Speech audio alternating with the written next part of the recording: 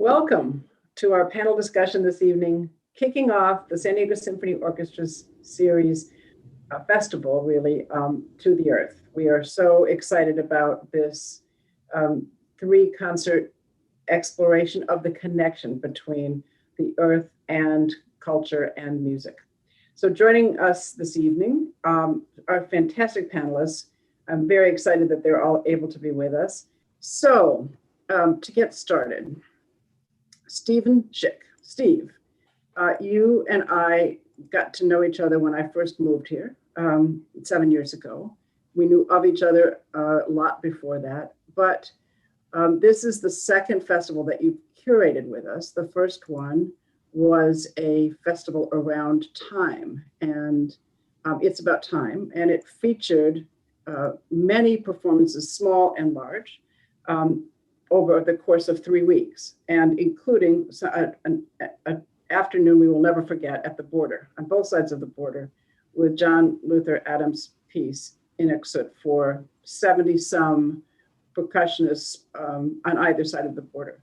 So it was only logical that we would come together again with many thoughts that created this festival, but the festival, which would have been held in January, live, with many activities and many performances, had changed shape even from the beginning when you had this brilliant idea of 33 North. And what I love about the kind of metamorphosis, shall we say, of thought and ideas is always kind of reflecting back to where it began, but seeing where it's gone. And it's really gone through many iterations, including now this focused festival. So maybe you could talk a little bit about that path.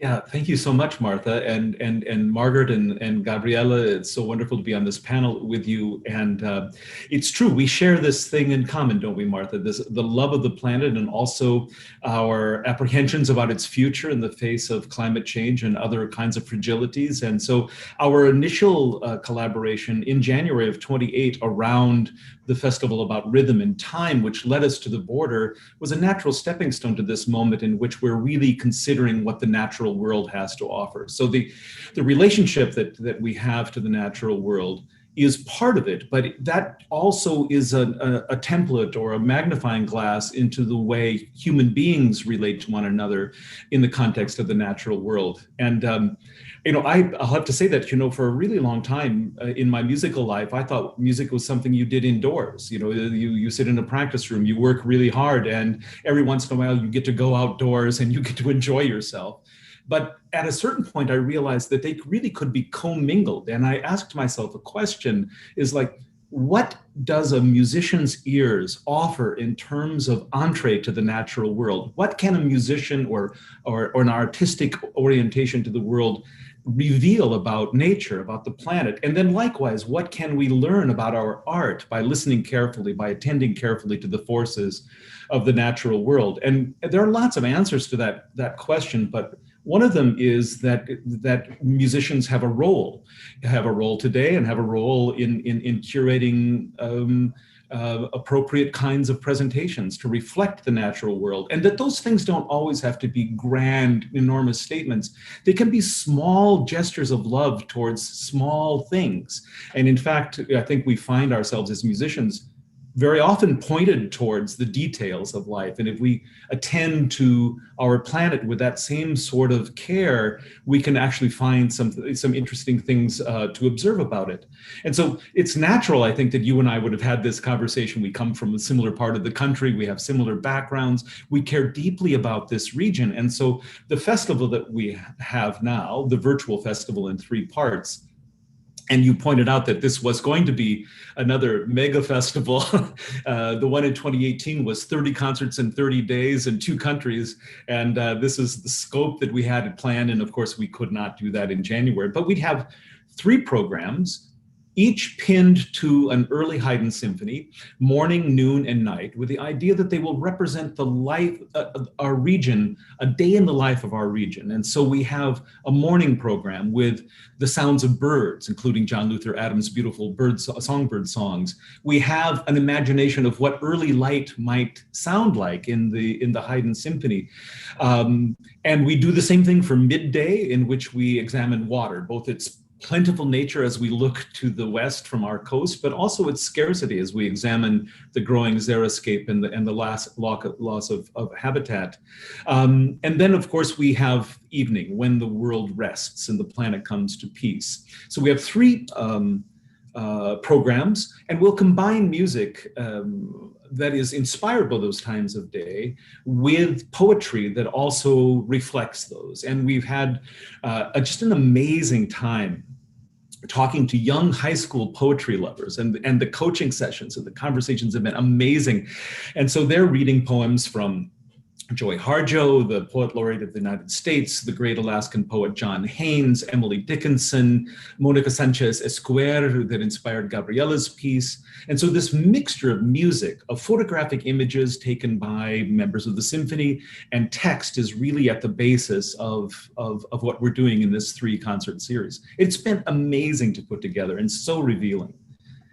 And so, I mean, for me, this has underlined really what I love about this region. I mean, we live in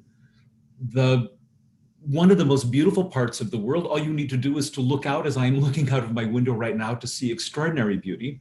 We live in an area of the country which has the greatest biodiversity, and the San Diego County has the greatest biodiversity of any county in the country. I hasten to add that this comes from the Nature Conservancy study, in which the main point of the article was that we are also losing biodiversity at an extraordinary rate as habitat is destroyed. But we have extraordinary richness here.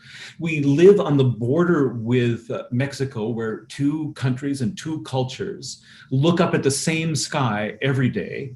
And we live in the traditional home of the Kumeyaay Nation, past, present, and future, where the stewardship of the land was a part of a culture that predates everything that we know, every political institution that we have. And so how do you sum all of that up, that the love for this place, into music and words? And I guess that's what we are really, really trying to do. And so we also, by the way, I should not forget that we commissioned Gil Soto, the San Diego poet, for an extraordinary poem about night that I just listened to today for the first time.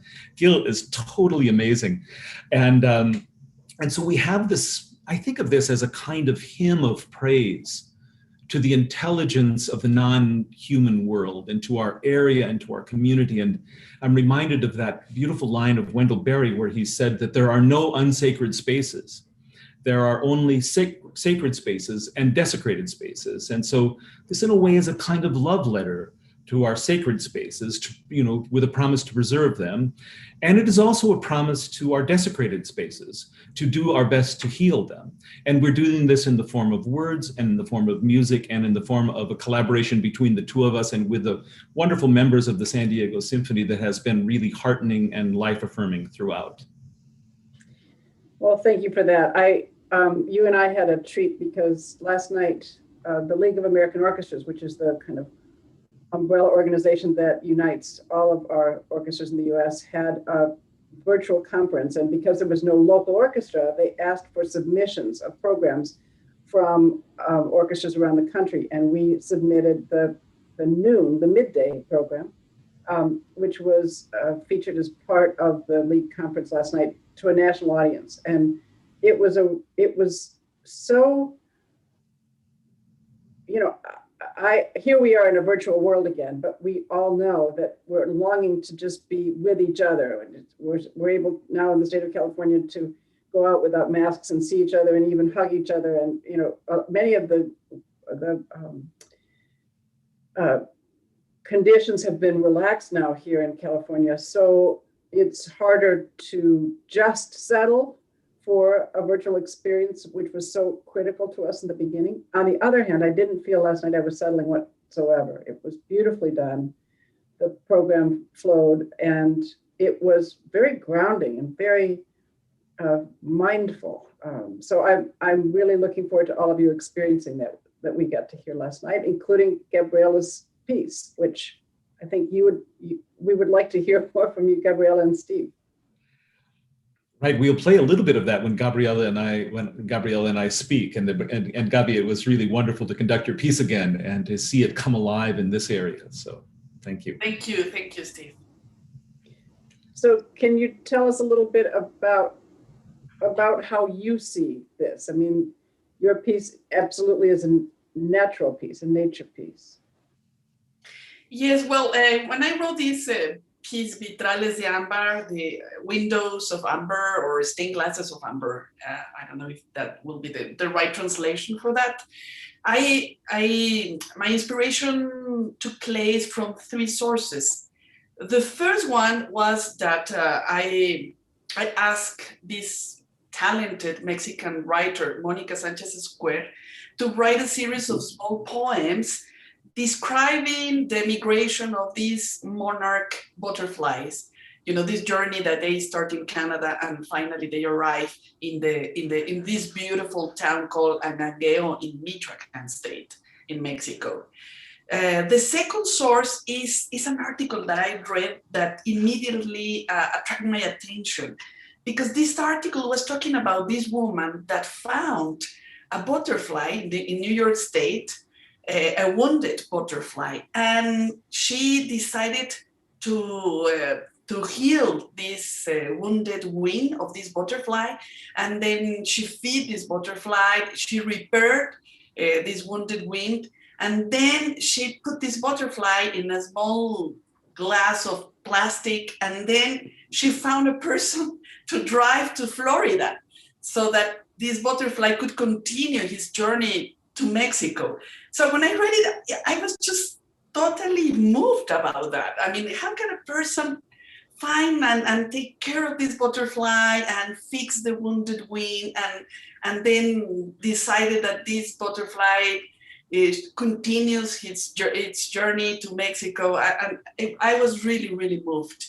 And then I went to Michoacán to see, you know, the arrival of these butterflies, and it's an amazing experience. I took my daughter, she was 6 years old, and we went with a special team from the university. So there were a lot of scientists, and it was a memorable trip because all these biologists and everything explained us, you know, the whole thing about the monarch butterflies. And it was just unbelievable because I never seen a sky so beautiful. I mean, it's an experience that you never forget because you see thousands of butterflies doing these wonderful shapes of crystal colors, and you know, these images, for me, that's why I call this piece Vitrales de Ambar, because this is what you see when you see all these butterflies flying in the sky. It's a beautiful image. So this is really the story of this piece. So immediately I decided I have to do something about this. I mean, just put it on music and communicate all these feelings in sounds. I don't remember exactly how long we've known each other, Gabi, but I think we met in Darmstadt in the summer course in the mid-'80s at some point in Europe, right? But the thing about your music that I've loved forever is your sense of color and of texture. So one question, you've touched this a little bit, but was it the color of the butterflies that inspired the piece, or was it your natural proclivity for orchestral color that made you look for themes that reflect that? Or is there some sort of synthesis of the two? Do you have an answer for that?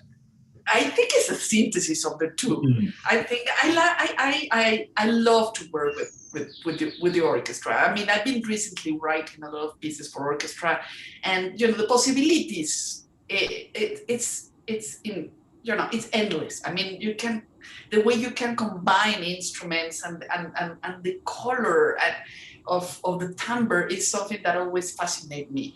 And no, I mean, that's why I really like, French composers like Debussy or Ravel, are masters of orchestration, are one of my favorites. But also, you know, these Russians called like Korsakov or Stravinsky or Prokofiev, and they are incredible composers in terms of the orchestra and the orchestration. So I definitely, I have an attraction for the color of this of the instruments. But also, I think that the you know, the rhythm and the you know, when you translate an image into something else, it's very difficult to describe with words, because, you know, music, it's abstract, so it's a metaphor. But yeah, I was totally, I mean, definitely when I went to that place in Michoacan, I have this, you know, if you see, well, at least I tried to recreate that in terms of music, or in terms of what, you know, my mind was thinking about. You know, all these light melodies floating and moving, and these fast, you know, combinations of, you know, motifs, and for me are representing in a way the movements of these erratic movements of these butterflies flying all over, you know, the sky. And so I in a way I try to recreate that, of course, in a very personal way, and it's a metaphor for that. But you know, composers take inspiration from lots of things. And you know, I'm just, as you're talking, by the way, I've seen a half dozen butterflies, monarchs, pass my window from various milkweed plants that we have in our yard. It's been really wonderful. You should see the soundtrack or the visual track to your conversation that I'm looking at. We did not commission Vitrales de Ambar, but I have commissioned a few pieces from you, Corporea in San Francisco, of course, and then Fronteras Líquidas. And in both of those pieces, and including the Vitrales de Ambar, you mix in this kind of extraordinarily ingenious way a sensibility about composition that seems simultaneously rooted in, I think your notion of Debussy is really spot on, as I understand it, but also in Mexican folk music. And I know your parents were in Los Folkloristas or famous folk musicians, and you grew up around that. So how do you, as you merge images of nature with music, how do you also merge these two seemingly disparate compositional strands of your life? Well, you know, this is part of my childhood. Actually, my first contact with music was through these, you know, through Los Folkloristas. So it's something that comes very natural, and it's part of me. I think that it comes in a very natural way. So answering your question, Steve, I think that every time that I analyze myself and how my music has been developed, the far as I go, more close I understand that Europe was not a model for me. It was not a model. And I think that we learned, and this is what we studied, you know, academy really focuses on Western European music. But I think that there are other cultures, other ways to feel music, to feel rhythm. And I think that this is an answer to that. I think that, of course, I admire a lot of European composers, but it doesn't mean that I fit into that. Not 100%. I probably, yes, I have influences perhaps from Debussy or perhaps from Stravinsky, but I tend to find my own way, and my own way also has a different way to understand, especially in terms of rhythm. Probably rhythm for me probably is one of the things that still is very different from Europe, or that's my feeling. I remember that when I was studying in England, everybody was trying to tell me, oh, you need to get rid of the pulse, and you know, and less rhythmic and more abstract, and I couldn't. I really simply couldn't. I lived in England in the 80s too. That was really a big thing, getting rid of the rhythm. Yeah, it was so difficult because the way they perceive rhythm is totally different. So it was extremely difficult for me. So when I write music, I need to feel what I'm doing from my heart, and otherwise it's not going to work. I'm sorry, I didn't mean to cut you off. I thought so if Mexican music is around, it's because I'm Mexican, and it's part of who I am. I mean, it's as simple as that. You know, and one more question before we hear an evocative excerpt from your piece. And we are on opposite sides of an international border. You're in Mexico City, quite a ways away, but if I walk down to the end of my street, I can see the Coronado Islands, which are Mexico. And so we live on La Línea, right? And so your music, which embeds one culture in another, your interest in nature, which brings the inside and the outside, is all part of this kind of liminal state of being on the border with something. And so we're on the border of we are living on an international border. And so I know that Fronteras Líquidas deals with that. And I know you have a number of other pieces. Could you give us a little rundown of the ways in which you've dealt with the binational personality of the region that we're in? Yes, well, I think that I have lots of pieces that talk about that border issues. I have a piece called Rio Bravo that also gets inspiration from a text by Monica Sanchez Square again. And I asked her well, she had this poem, actually. In fact, she had this wonderful poem about all the women that had been killed in Ciudad Juarez. And it's very, very painful poem, but very strong. So I put music onto that poem, and the music is just for mezzo and crystal cups, and it's a very delicate piece, but very, very, very powerful. From Liquid Borders is also another example. When I wrote this piece that you commissioned to me, and I wanted to talk about these different borders that we have. One of the borders, for example, between Mexico and the countryside. That's another kind of border, and it's a very, very complicated one because Mexico City has grown totally in a very chaotic way. And part of that is because we had a lot of migration from the countryside for the people that want to increase the way of living, and they came to the city. And so all the suburbs and all the poverty that it's in outside the center of the city is very complicated and very painful, and still it's a problem because the government doesn't invest in countryside, so the people need to move from the countryside. If they cannot survive anymore from by living in the countryside, so they move to the city.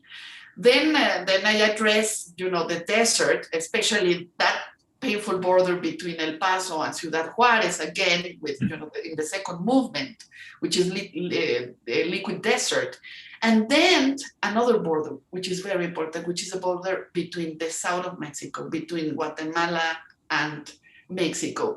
And this is a very complicated one because we have all these people from Central America trying to come to Mexico. And then in a very difficult condition, they have to cross all the country to arrive to the north of Mexico, trying to migrate to United States. And it's a very painful situation because as we think that we are not well treated in the border as a Mexicans, we also don't treat well the people that are coming from Central America, and there are a lot of abuses and human rights abuses and a lot of things that we need to improve that. And so basically, yes, I've been talking about these issues because those issues are important, and because I don't believe in borders.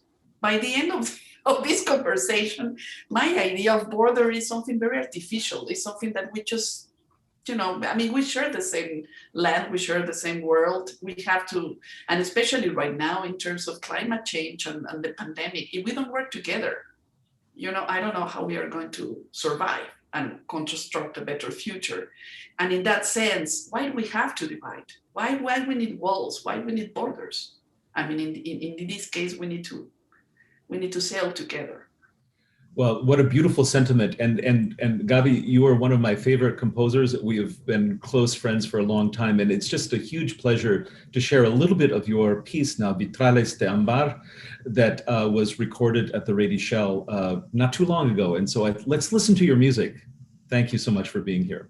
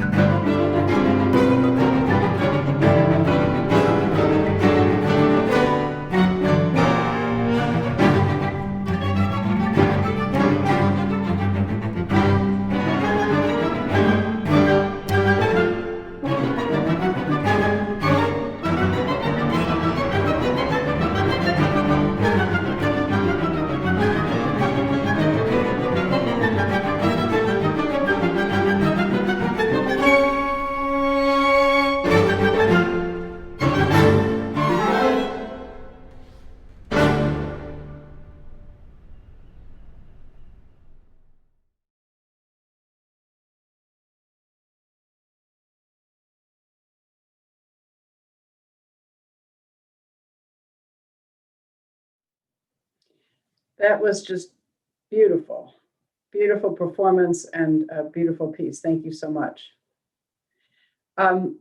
So Margaret, your writing is musical. I was just noting in describing a walk at nighttime, you talk about the castanets of stiff leaves.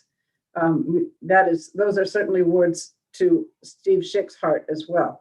But this, your writing combines has a lens, of course, of the natural world, but takes on so many wonderful and important subjects. Talk to us a little bit about how all of that comes together in your world.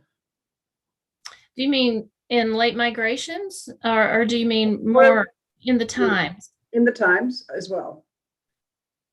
Well, the Times sort of tells me what the Times wants.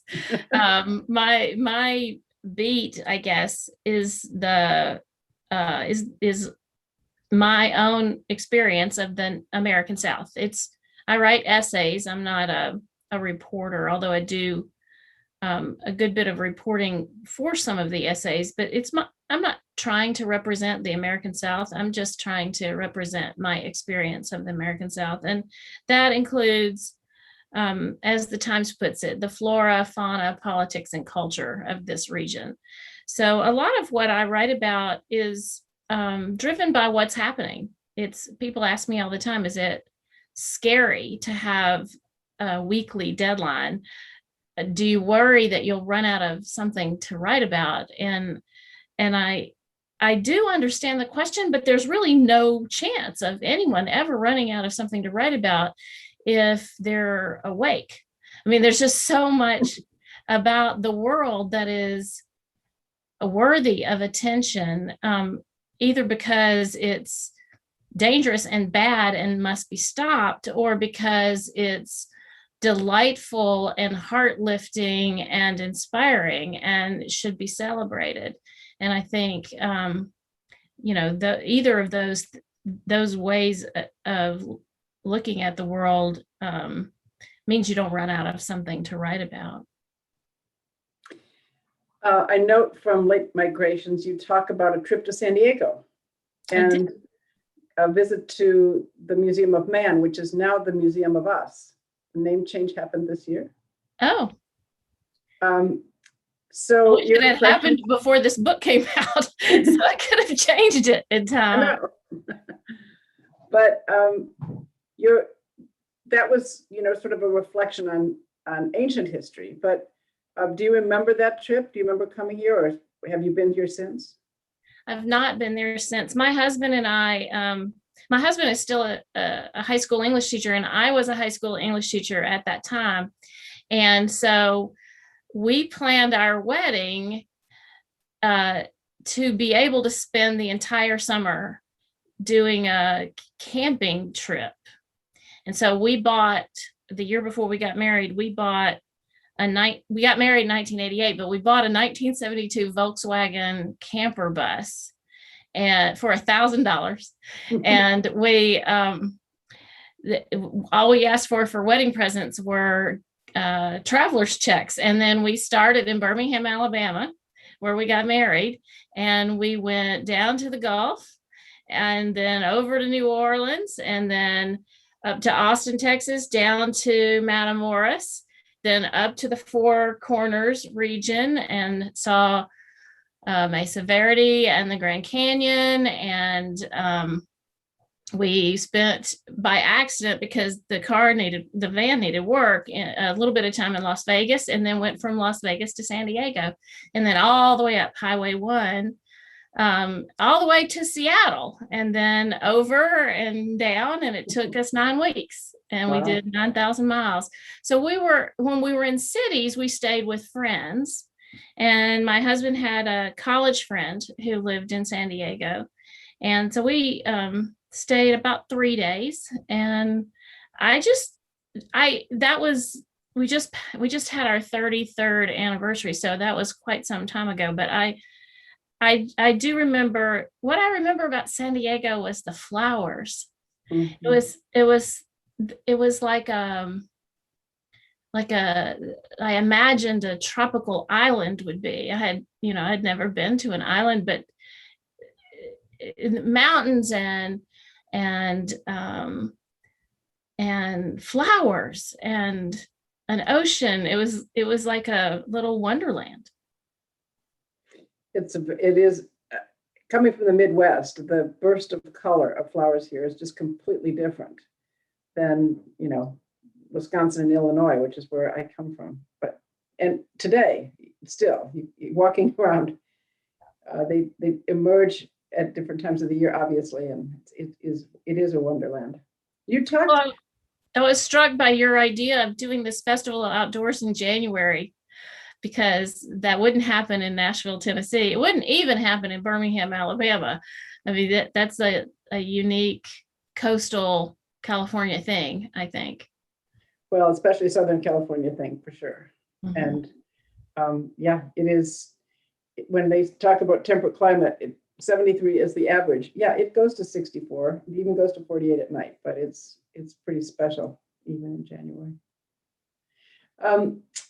We are, to the earth, as Steve said, kind of a love song to the earth. Your care and feeding of birds, your care and feeding of nature and respect. What you said to us last week when we first met, you said, first you have to teach people to love something, and then they'll want to take care of it. And this message really resonated with me, because of course we're drawing attention gently to taking care of our planet, and doing so, and through the expression of music, of course, and words, an expression of humanity taking care of the planet. It's something you care a lot about. There's I remember I studied British literature in college, and there's a line from Percy Shelley's Defense of Poetry where he says, "Poets are the unacknowledged legislators of the world," which he doesn't explain, but which I took to mean that we can make laws, but the laws are powerless if we can't change hearts. And the way we change hearts is for Shelley, that's poetry, because Shelley was a poet. But I think it's also true for novelists. I think it's true for composers.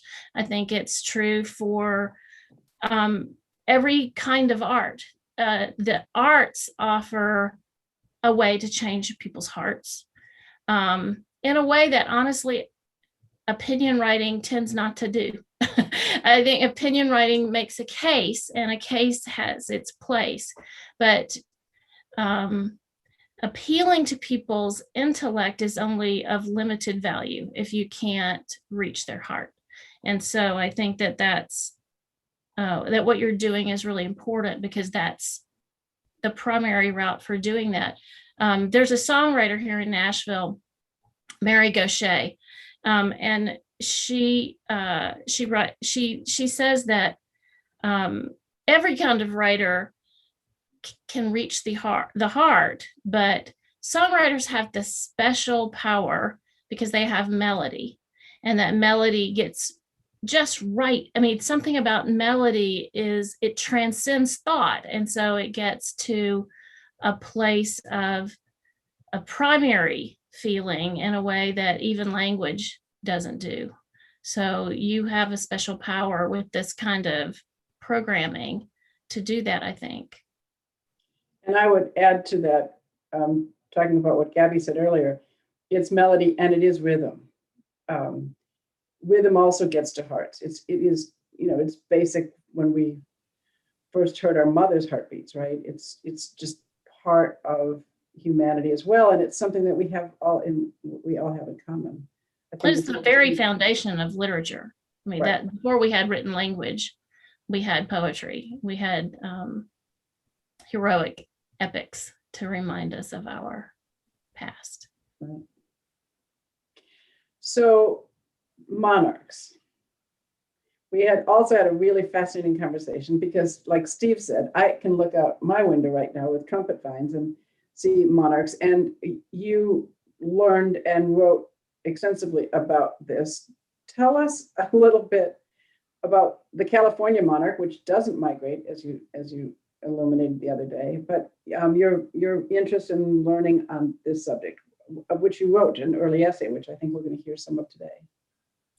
Your monarchs do migrate. They just don't migrate to the area of Mexico that Gabriela writes about in her composition. The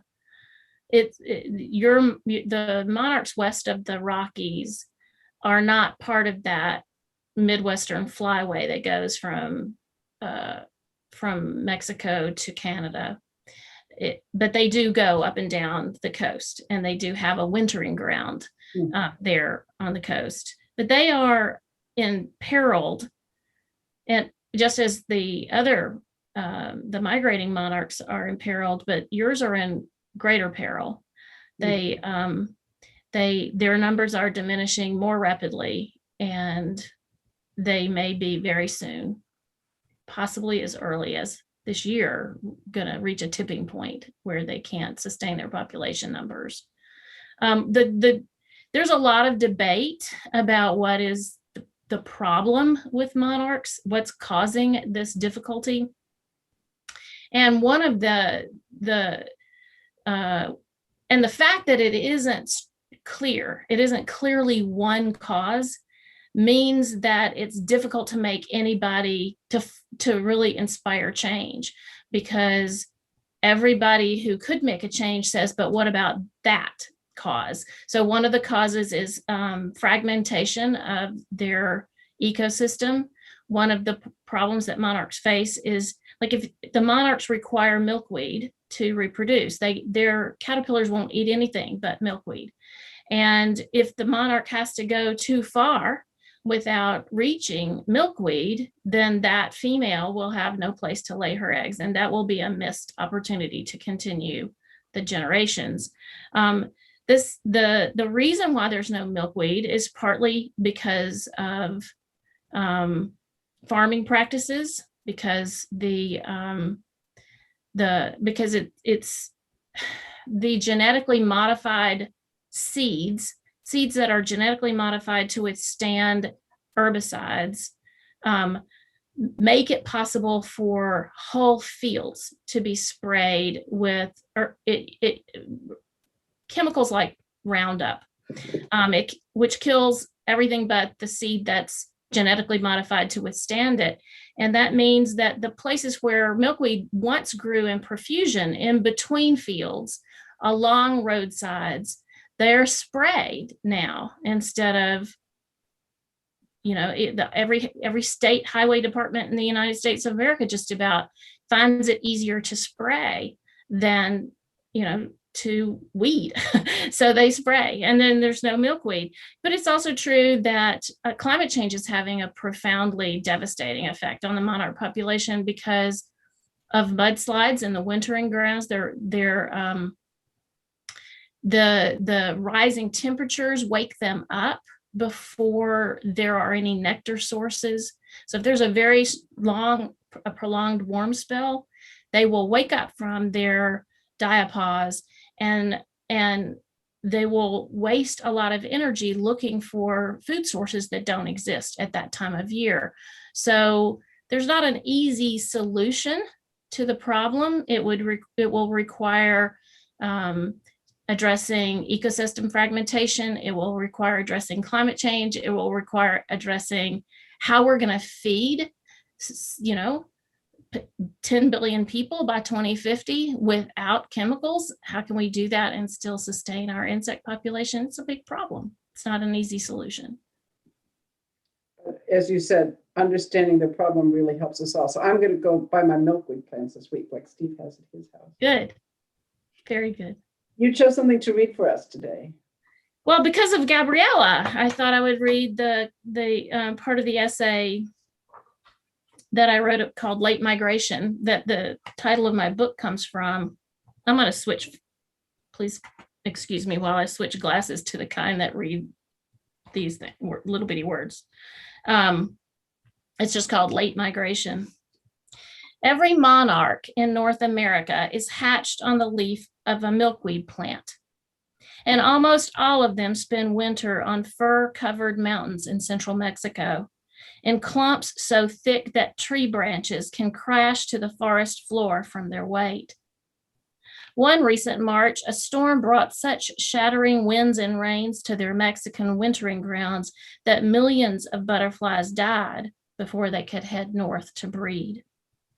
And the milkweed that the survivors were looking for, once ubiquitous on American roadsides and in vacant lots and at the stubbled edges of farms, is mostly gone now too, a casualty of the herbicides that go hand in glove with genetically modified crops.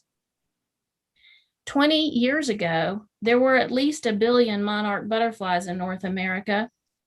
Now there are only 93 million. Once upon a time, even a loss of that magnitude might have caused me only a flicker of concern, the kind of thing I trusted scientists to work out. But I am old enough now to have buried many of my loved ones, and loss is too often something I can do nothing about.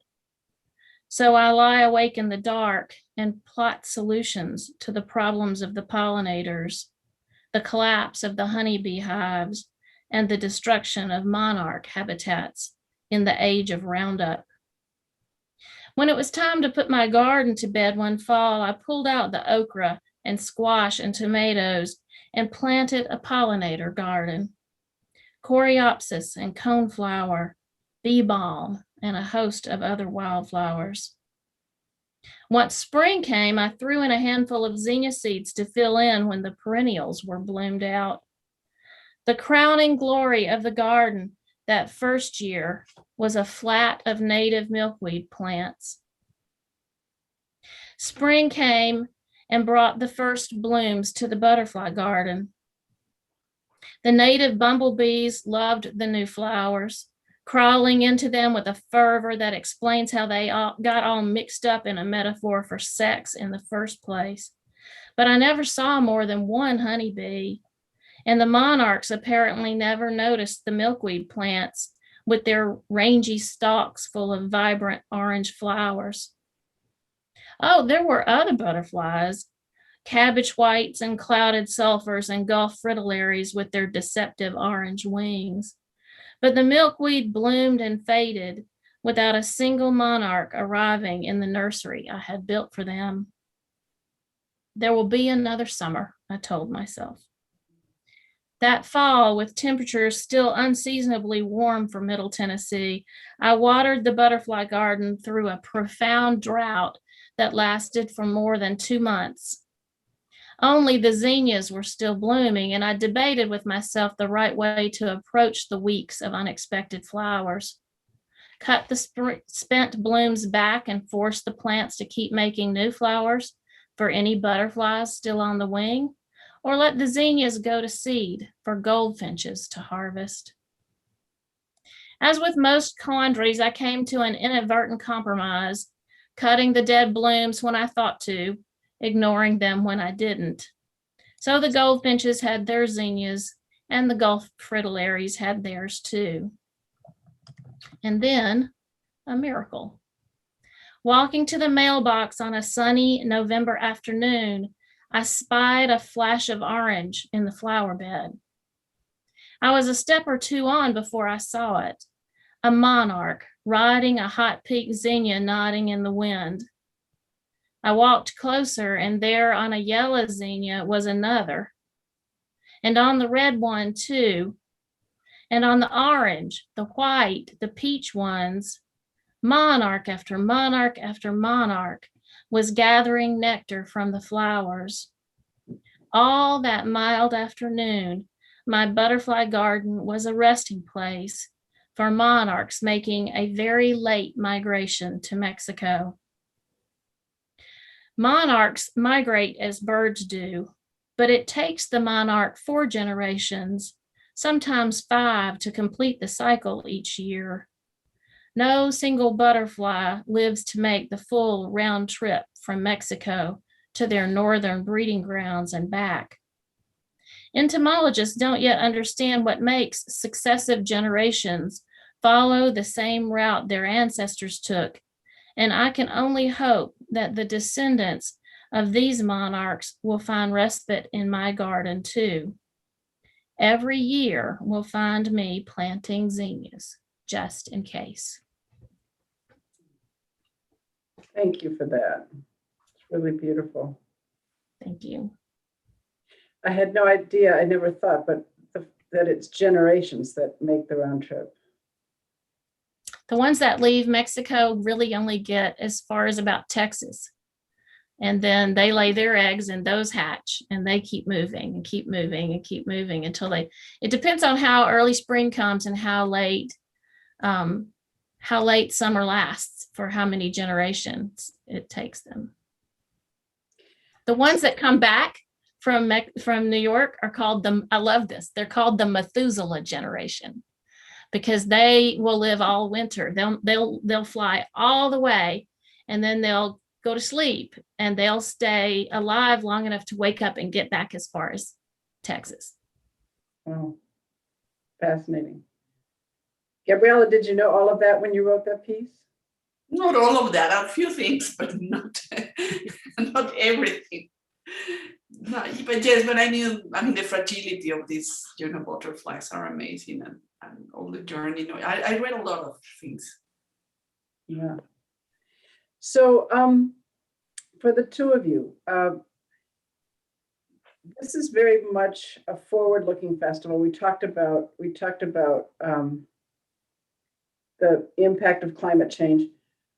As we're coming out of this pandemic, and I say that with the greatest amount of optimism, how do you think that's changed the natural world, and how has that changed you as a writer or as a composer?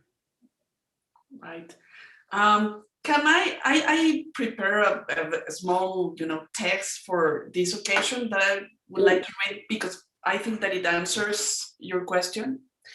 So what I wrote is, in these times of confinement, we have a heightened awareness of the dialogue taking place between nature and the future, between the transformation and fragility of our world. Music is the maximum expression of sound, the power that transforms it into a true instrument of healing. All of this has been fundamental in my ongoing reflection regarding my own work as a composer.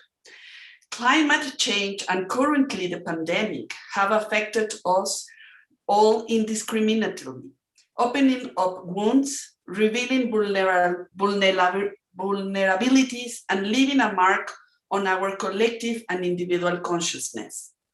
Music, on the other hand, plays a fundamental role for humanity, because it not only enriches us, but is capable of transforming our reality. In other words, music is inspired by the idea of the creation of an imaginary light, a sound capable of transforming the devastation in hopes of propitiating an awareness that other worlds are possible. Wonderful. So I really believe the power of music in many ways, and I really think that well, as I said before, we need to work together. We need to stand together, especially for the future, if we want a better place to live for the new generations. And I think that music, in this sense, has a very important role. And as an artist, also, we have lots of things to say that maybe I cannot express. I mean, I wrote these, thoughts, but it's better to express myself in sounds and with my own music. But I certainly think that music has a very important way of healing and to get better persons and to be better. And of connecting, as Steve said earlier, this idea that we live under a common sky. And when Steve was at the border, he said, you can't stop sound. You can't, sound will come through. It does not know borders. And that was a profound moment as well. it was amazing at that moment to have this contact with human beings that could not be stopped. We couldn't see each other. We couldn't rehearse together. We shouted instructions back and forth through the fence. And yet the piece was complete and utter and filled with life in spite of that. And the only thing that I remember about that is there were about 250 people on the American side that walked down the beach for two miles, and about a few more than maybe 300 or 400 people in the Place de Tijuana. And no one knew exactly when the piece was over. It kind of melds into the sound of the surf and the wind. And so normally after a concert, you hug each other, you go out for a beer, you do something like that. The only thing the two sides could do was to applaud. And so for a full 10 minutes, one side on the American side cheered, and then the Mexican side cheered, and it went back and forth. And you could not literally, even putting your hands against the fence, touch your partners. But yet we talk about being touched by music, and that was the one of the best examples of that I've ever experienced. And I was on the Mexican side. And you were, I remember that, indeed. And as I told you the other day, my student, Ivan Manzanilla, who comes from Guanajuato, and you know Ivan very well, Gabi, brought 6 of his students from Guanajuato to Tijuana to play this piece. And he texted me the night before and he said, I'm bringing my students. They've never been on a plane before, but they're coming to play this piece. And it was just so moving. Wow. So we do this in our way now to celebrate not just the environment and not just the beauties of the environment, but the fact that it's our habitat also, and that we have responsibilities to the habitat. And so when we make music about nature, we're making music about each other and about the non-human world as well. And the performances by the symphony members and the conversations we've had tonight have just reinforced the heartening aspect of that to me. And Margaret, that was a beautiful, beautiful piece. And thank you so much for that. Thank you. No, I completely agree with Gabriela about how the pandemic, I think partly is that it slowed us all down. I mean, so many people, there were so many obligations we suddenly didn't have anymore. And being quiet and listening and watching is I mean, that's one of the things you have to do to encounter nature at all. But also, I think people got so tired of screens and they started looking out windows. So many people I know took up bird watching. They bought a bird feeder and they just were like, look at that beautiful red bird. And it is so funny to me because cardinals in Tennessee are about as common as dirt. And yet there were these people who had been missing them. I mean, you think about the people who hop in their car in their garage and back out and go to another parking garage to an office and then come back home. They don't even walk out into their own yard to check the mailbox. They just pick up the mail from the car window and then drive back into the garage. I mean, it is possible to live some people's lives without ever being in fresh air at all. And the pandemic gave us this opportunity to slow down and to look out our windows and to walk outdoors. I hope that fascination lasts. I have a question for you, Margaret. Did you notice in your neighborhood also the way the earth seemed to change when there were fewer people on it? Here, the beaches were closed for about 2 months and the coast itself changed. The sand looked different. There were birds standing on the beach that would otherwise have been scared away. And it just like you got the sense that you were looking at the world the way it might have been 10,000 years ago, not the way it was in February. Did you notice that about where you lived as well? I live in a fairly quiet neighborhood where there's not a lot of traffic anyway. And of course, everybody was ordering everything online. So there was suddenly more delivery trucks. But I do think that there were so many stories of, mountain goats coming down and wandering around in towns in Wales and, mountain lions stalking around in, suburban neighborhoods and especially in the national parks, you saw animals that just pictures of animals just wandering through cabin campgrounds, and it didn't take them the animals very long. They know us better than we know them. I mean, this is a sad thing, but if you notice when the time changes, you will see more dead animals on the sides of highways. They know the safest time to cross roads, and when we change the time, we mess them up. So it did not take them long to notice that we were gone and to fill the void. Coyotes walking down streets in the center of Chicago. It was fascinating to watch, to see that. And the quiet, the absence of machines. And I once tried an experiment where I was trying to make a 4-minute and 33-second, after John Cage, recording. And I had posed a challenge. Could I find 4 minutes and 33 seconds at any time of the day or night in which you could not hear the sound of a machine? And I was up at 2:30 in the morning and 4:30 in the morning, and it was simply not possible. But I noted, sitting outside as I do every night, that there were moments during the initial stages of the pandemic where all you could hear was the ocean and the wind. And that was just an extraordinary thing. Because y'all banned leaf blowers a long time ago, didn't you, in California? Yes and no. At least those are the leaf blowers are the absolute bane of my existence. They are no longer confined to autumn. They blow every blade of grass during grass cutting season also. So yes, the silence was truly blessed. When I moved home from the office to my now home office, I put my table, it's not even a desk, in front of a big picture window that looks onto a canyon. And, I saw mourning doves. They land on one of the lanterns, and 2 of them, and were just sheltering from the rain. Or the wild parrots would swoop in the afternoon, which I'd never noticed. I was never home to see those things. Right. And now we have a house wren that has set up a nest and is coming in the morning and tapping on the window. Speaking of, they know us better than we know them. And every morning comes and taps on the window.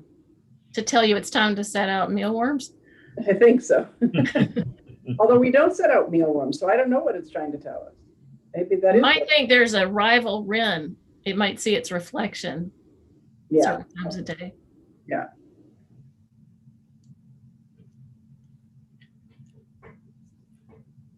Well, I don't know if there are questions. That we made the invitation at the very beginning to pose questions, but we are enjoying our conversation. Perhaps there would be somebody that might want to ask. There is a question about borders. Do you think there are borders between humans and the natural world? Kind of feeds on what we were just talking about. For me, I would say that the biggest mistake we make as human beings is to believe that we are separate from the natural world, to believe that we are in some way not animals. We are part of nature, and everything that happens in the natural world does or will eventually affect us too. And I'm not sure where we got, there used to be this great game they played in academia, what is the defining human characteristic? What separates humans from the beasts? And the answer is nothing. Nothing separates us from the beasts. We have language and they have language. We have ritual and they have ritual. We have a rich emotional life. They also have a rich emotional life. And when we recognize that, and when we can, learn to honor that, I think we'll be halfway toward healing. I'm reminded that we talked at last week about our good friend Barry Lopez, who always resisted the notion of wild animal, because it's wild is from a human perspective. He always liked to call them free animals. And I thought that was really wonderful. And it diminishes, as you just said, the artificial boundary between forms of life. It doesn't mean that that we think, I can already hear what what Twitter would have to say about this. And it doesn't mean that we think every other thing should be valued as much as, let's say, the life of a human child or something like that. I'm not trying to in any way create a hierarchy at all. I think it would be better to just accept ourselves as part of the natural world and then go from there.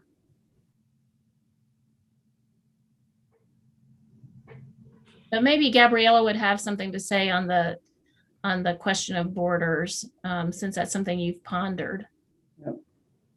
But between human beings and nature, I think you just said it absolutely in the perfect way. I think that we belong to nature. So I mean, if we try to put a border between human beings and nature, we are not going to succeed, because we are part of that. And I totally agree with you. I think that you said it better than me. I explained it in a perfect way.